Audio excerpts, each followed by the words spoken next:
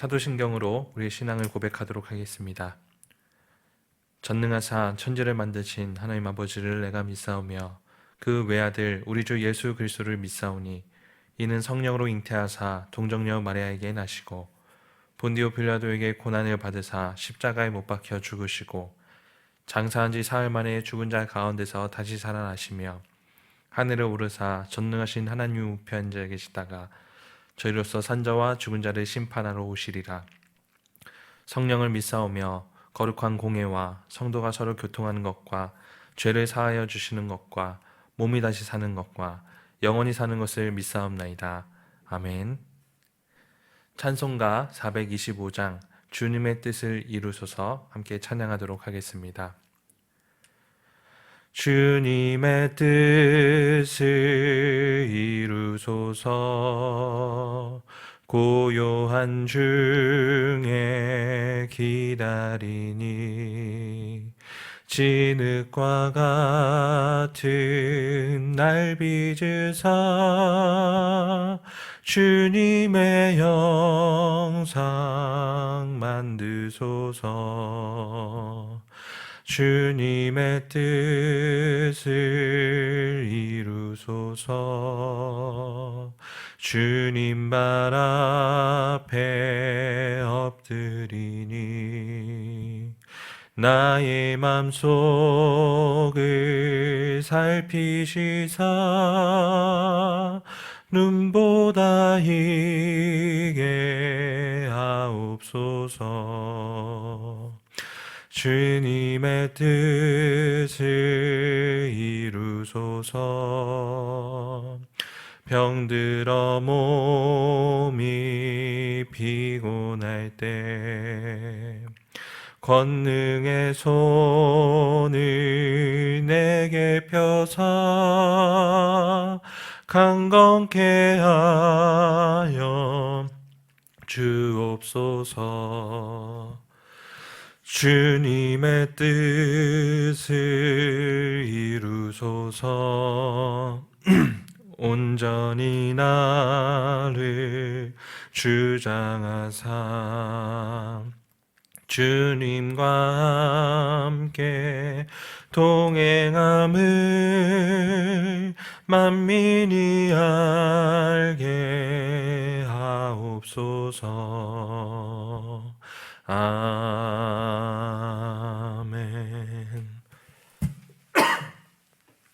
오늘 주님이 우리에게 주시는 말씀은 마태복음 2장 13절에서 23절 말씀입니다. 마태복음 2장 13절에서 23절 말씀까지 함께 교독하도록 하겠습니다. 그들이 떠난 후에 주의 사자가 요셉에게 현몽하여 이르되 헤롯이 아기를 찾아 죽이려 하니 일어나 아기와 그의 어머니를 데리고 애굽으로 피하여 내가 내게 이르기까지 거기 있으라 하시니 요셉이 일어나서 밤에 아기와 그의 어머니를 데리고 애굽으로 떠나가 헤롯이 죽기까지 거기 있었으니 이는 주께서 선지자를 통하여 말씀하신 바 애굽으로부터 내 아들을 불렀다 함을 이루려 하심이라. 이에 헤롯이 박사들에게 속은 줄 알고 심히 노하여 사람을 보내어 베들레헴과 그 모든 지경 안에 있는 사내 아이를 박사들에게 자세히 알아본 그때를 기준하여 2살부터 그 아래로 다 죽이니 이에 선지자 예레미야를 통하여 말씀하신 바 라마에서 슬퍼하며 크게 통곡하는 소리가 들리니 라헬이 그 자식을 위하여 애곡하는 것이라. 그가 자식이 없으므로 위로받기를 거절하였도다 함이 이루어졌느니라. 헤롯이 죽은 후에 주의 사자가 애굽에서 요셉에게 현몽하여 이르되 일어나 아기와 그의 어머니를 데리고 이스라엘 땅으로 가라. 아기의 숨을 찾던 자들이 죽었느니라 하시니 요셉이 일어나 아기와 그의 어머니를 데리고 이스라엘 땅으로 들어가니라. 그러나 아켈라오가 그의 아버지 헤롯을 이어 유대의 임금이 됨을 듣고 거기로 가기를 무서워하더니 꿈에 지시하심을 받아 갈릴리 지방으로 떠나가 함께 읽겠습니다. 나사렛이란 동네에 가서 사니 이는 선지자로 하신 말씀에 나사렛 사람이라 칭하리라 하심을 이루려 함이러라. 아멘.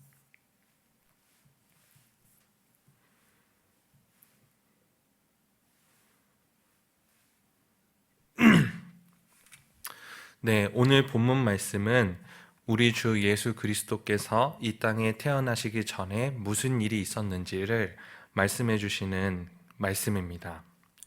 오늘 본문은 크게 두 가지 이야기가 담겨져 있는데요. 첫째는 이 세상에 있는 비참한 역사 또는 죄의 참혹함의 역사입니다. 그리고 또 하나의 이야기는 비참한 역사와 반대되는 것으로서 소망 또 희망, 예수 그리스도의 복된 소식의 이야기입니다. 이 두 가지 이야기가 하나의 역사 속에서, 한 시간 속에서 진행되고 있습니다. 먼저 비참한 역사의 현실은 최고의 권력을 갖기 위해서 왕의 자리를 지키고자 2살 아래의 모든 아이를 죽이라는 참혹한 현실이고, 헤롯이라는 왕이 하나님의 그 다스림을 대신하는 왕이 아니라 자신이 통치하는 나라에서 자신의 뜻과 권력을 최우선하는 참혹한 나라입니다. 이 나라는 죄로 소용돌이치는 역사 속에서 어떠한 소망도 발견할 수 없었고, 그저 일부의 소수의 사람들만이 자신의 권력을 향유하고 또 그것으로, 그 권력으로 이 세상을 다스리는 것으로서 만족하지만, 많은 백성들은 그 권력 아래서 참혹함과 죽음과 슬픔이 가득한 나라입니다. 그러나 이 비참한 역사 속에 주님은, 우리 주 예수 그리스도는 소망이 되시고 하나님의 나라를 이 땅 가운데 이루러 오셨습니다. 비참한 역사 속에서 단 하나의 소망은 무엇입니까? 이 소망에 대해서 성경, 곧 구약에서는 많은 선지자들이 이 소망에 대해서 예언하였습니다. 죄로 인해서 처참한 상황에 놓여 있는 이스라엘 백성들에게 끝없이 소망을 외치는 것이 선지자들의 임무였습니다. 그래서 오늘 본문은 이 예수 그리스도께서 오실 때의 비참한 역사적 현실 속에 마태가 구약의 선지자들의 말씀들을 인용하면서 마치 구약의 백성들을 선지자들이 소망을 심겨주었듯, 이 신약, 곧 예수 그리스도 이후에 있는 모든 성도들에게도 비참한 현실 속에 어떤 희망을 품어야 하는가를 성경을 인용함으로 말해주고 있습니다. 오늘 총 3번의 말씀 속에서 구약을 인용하고 있습니다. 첫 번째는 마태복음 2장 15절 말씀입니다. 마태복음 2장 15절에 보면, 헤롯이 죽기까지 거기 있었으니 이는 주께서 선지자를 통하여 말씀하신 바 애굽으로부터 내 아들을 불렀다 함을 이루려 하심이라, 이렇게 적혀 있습니다. 이 애굽으로부터 내 아들을 불렀다 하는 말씀은 호세아서 11장을 인용한 말씀입니다. 호세아서 11장 1절을 보면, 이스라엘이 어렸을 때에 내가 사랑하여 내 아들을 애굽에서 불러내었다라고 표현되어 있죠. 여기서 내 아들은 이스라엘 백성을 의미하는 것이었습니다. 그러니까 이스라엘 백성들의 총 그 단체적인 그 단어를 아들이라는 단어로 대치를 한 것이죠.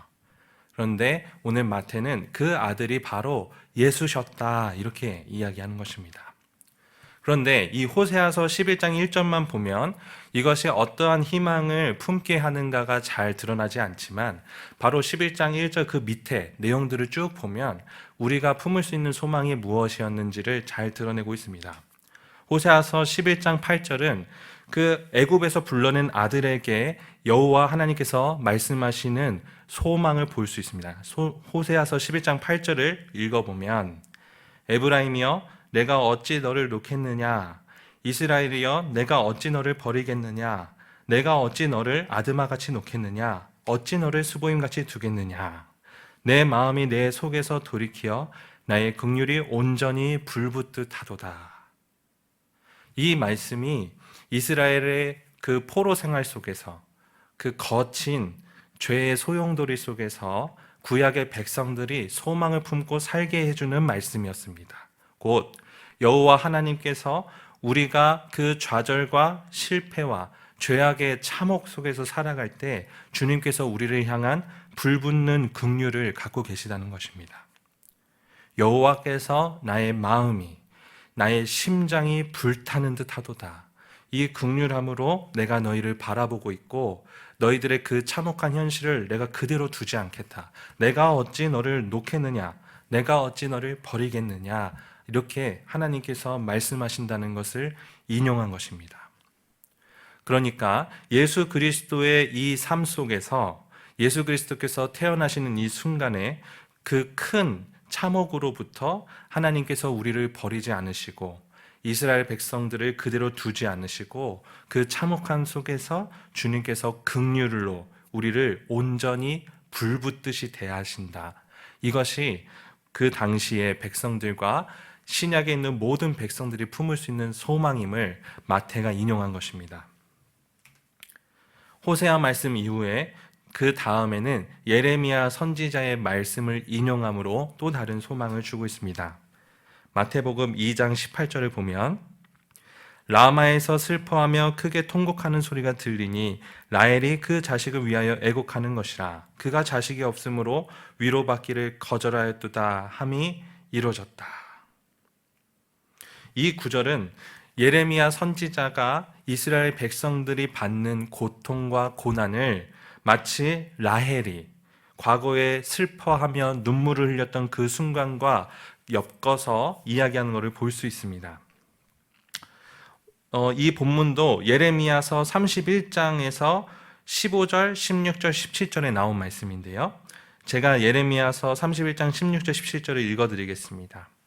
여호와께서 이와 같이 말씀하시니라. 내 울음소리와 내 눈물을 멈추어라. 내 일에 삭슬 받을 것인즉 그들이 그의 대적의 땅에서 돌아오리라. 여호와의 말씀이니라. 그리고 이 뒤에 20절에 이렇게 말씀하고 계십니다. 너의 장래에 소망이 있을 것이라. 너의 자녀가 자기들의 지경으로 돌아오리라. 여호와의 말씀이니라. 그러니까 예레미야서 당시에는 이 말씀이 어떻게 인용이 되었냐면 라헬이 지금 아들을 잃었을 때의 그 눈물처럼 슬퍼하는 그 순간이 나중에 소망으로 대체될 것을 말을 하고 있는데요. 예레미야 선지자 시절에 하나님의 백성답게 살지 못했던 그 이스라엘 백성들이 포로로 끌려간 순간에 이러한 소망을 주는 것입니다. 하나님께서 일정 기간 동안 그 죄를 다루시고 이스라엘 백성에게 일정 기간 동안 징계를 하시지만 반드시 주님께서 그 백성들을 돌아오게 하시고 그 자녀들, 잃어버렸던 자녀들이 그 땅으로 되돌아올 것을 약속하고 계시는 것입니다. 이것이 이제 이 본문이 마태가 인용하여서 우리에게도 소망이 있다. 지금 이 당시에 우리는 이스라엘 백성 사람들은 이스라엘이라는 땅을 소유하였지만 포로기에서 돌아왔지만 아직도 헤롯이라는 그 왕과 죄의 그 권세 아래 있는 백성들에게 지금 비록 자녀들을 잃는 눈물과 슬픔이 있을지언정 주님께서 소망을 주시고 다시 돌아오게 하리라는 그 말씀을 붙들고 소망을 가지고 살 수 있었다라는 말이었죠.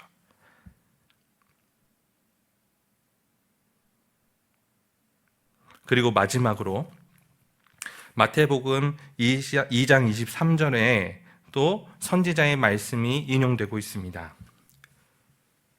나사렛이란 동네에 가서 사니 이는 선지자로 하신 말씀에 나사렛 사람이라 칭하리라 하심을 이루려 함이라. 이 나사렛이라는 말이 동네, 지명을 인용하기도 하지만 이게 선지자가 한 말에 나사렛이라고 하는 말씀을 어떻게 학자들이 이해하냐면 이사야의 말이다 이렇게 이야기합니다. 이사야서 11장 1절에 이새의 줄기에서 한 싹이 나며 그 뿌리에서 한 가지가 나서 결실할 것이요 이렇게 되어 있는데요. 이게 원어로 보면 한 가지가 네세르라는 단어로 되어 있습니다. 그러니까 이 11장 1절에 있는 이새의 줄기에서 나온 싹 또 그 뿌리에서 한 가지가 날 것을 예언한 이 사람 다윗의 후손으로서 태어난 이 사람이 바로 네세르다 이렇게 얘기를 함으로써 나사렛이라는 사람, 나사렛 사람이라는 말은 이 가지가 사람이 되어 오실 것을 인용하는 것이다 이렇게 보는 것이죠. 그래서 우리 예수께서 나사렛 지방에서 태어나신 것은 단지 그 지역이 예언된 것이 아니라 그 지역에 담겨 있는 언약, 즉 다윗의 후손이 나타나서 이사야서 11장 10절에 보면 그날에 이사야의 뿌리에서 한 싹이 나서 만민의 기치로 설 것이요 열방이 그에게로 돌아오리니, 이렇게 예언이 되어 있습니다. 그러니까 다윗의 자손이 이 땅 가운데 태어나서 모든 만민들이 죄의 그 노예로 사는, 죄의 참혹함에 사는 그 모든 사람들이 소망을 가지고 돌아오게 된다는 언약을 말한 것입니다. 이렇게 오늘 본문은 아주 비참한 세상 속에서 2살 미만의 아이들을 다 죽이라고 하면서 자신의 권력을 지키고자 하는 그 참혹한 현실 속에서 말씀을 가지고, 구약에 있는 약속들을 가지고 이 세상을 어떻게 살아내야 되고 이 세상을 어떻게 해석해야 되는지를 마태가 말하고 있는 것입니다. 이것이 오늘 우리에게 무슨 의미가 있을까요? 제가 말씀드린 마태가 말한 이 구약의 3번의 인용이 모두 이때 당시에는 이루어지지 않았었지만, 예수 그리스도께서 오시기 전까지는 이것이 약속이 성취된 채로 남아있지 않았지만, 예수 그리스도의 이후에 사는 우리 모든 신약의 백성들은 이 일이 모두 성취된 것으로 받고 사는 것입니다. 즉 하나님의 호세아서에서 말한 하나님의 그 불붙는 긍휼로 오신 분이 예수 그리스도셨고, 예레미야서에서 말씀한 그 눈물을 걷어내시고 하나님의 땅으로 그 자녀들을 돌아오게 하시는 분이 예수 그리스도시며, 이사야서에서 언약된, 예언된 그 이새의 줄기에서 나는 다윗의 자손이 바로 오셨음을, 그리고 만민과 열방을 예수께로 불러오실 것임을 우리가 믿음으로, 또 이미 받은 약속으로, 이미 성취된 약속을 믿으며 사는 것입니다. 이것이 우리에게 정말 위로가 됩니다. 예수께서 긍휼의 목자로 이 세상에 있는 모든 슬픔과 죄의 처참 속으로 찾아오셔서 주께서 그 불붙는 긍휼로 우리를 대하시고 마침내 자신의 목숨을 우리에게 주셨습니다. 그리고 예레미야서에서 말씀한 이 땅에 있는 모든 눈물과 울음소리를 우리 주님께서 삭스로 이 땅에 오심으로 이 모든 눈물을 닦아주시고 울음을 멈추게 하셨습니다. 또한 모든 구약에 있는 선지자들이 미래를 바라보면서 다윗의 왕이 오실 거다 하면서 현재를 참아냈지만, 우리는 이미 오신 다윗의 자손을 봄으로 그가 정말로 오셨다. 이 세상은 죄악의 처참한 세상만 보이는 것이 아니라 이 처참한 세상 속에 예수께서 직접 오셨다는 것을 우리가 알고 또 그것을 누리고 그 나라의 백성으로 이미 살아가는 것입니다. 또한 우리는 이렇게 이야기할 수 있습니다. 구약에 있는 언약들이 구약의 백성들이 미래를 바라보며 살게 하는 소망이었던 것처럼 우리도 다시 오실 예수 그리스도를 언약으로 생각하며 참아낼 수 있습니다. 이 땅의 이 현실 속에서 아직 죄의 세력이 더 왕성해 보이는 세상 속에서 하나님의 나라가 어디 있느냐? 하나님의 나라는커녕 나의 눈물과 울음만이 가득한 곳이다. 긍휼은커녕 너무 이기적이고 양보 없고 거친 세상만이 있는다는 세상 속에서 하나님의 긍휼을 가지고 살 수 있는 우리가 될 수 있습니다. 언제요? 예수께서 다시 오시는 날. 말씀을 맺겠습니다.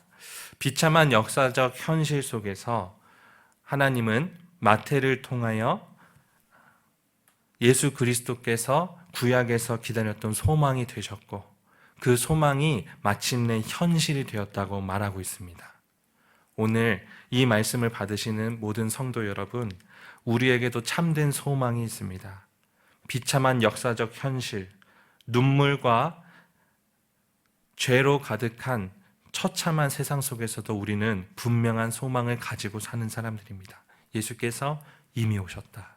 또 우리는 또 다른 소망을 가지고 살고 있습니다.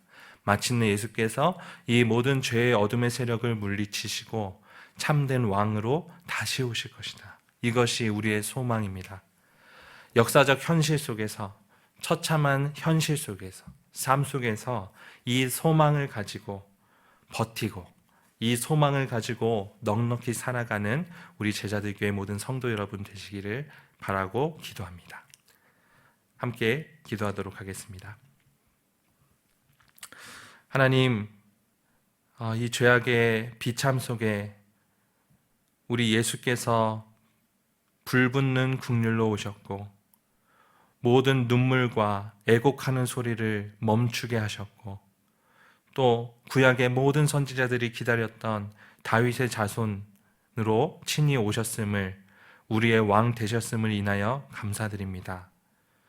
하나님, 우리가 헤롯 왕처럼 자신의 권력을 취하고자 또 지키고자 죄의 그 싸움 속에 또는 그 경쟁 속에 들어가지 않게 하시고 오직 우리의 왕 되신 예수 그리스도를 받듦으로 하나님이 주시는 긍휼과 하나님이 멈추시는 그 눈물을 무엇인지 알고 살아가는 주의 백성들 되게 하여 주십시오. 우리가 이미 오신 예수 그리스도를 인하여 기쁨을 가지고 또 다시 오실 예수 그리스도를 소망하며 이 땅에서 넉넉히 살아가는 주의 백성들 되게 하여 주옵소서. 예수님 이름으로 기도했습니다. 아멘.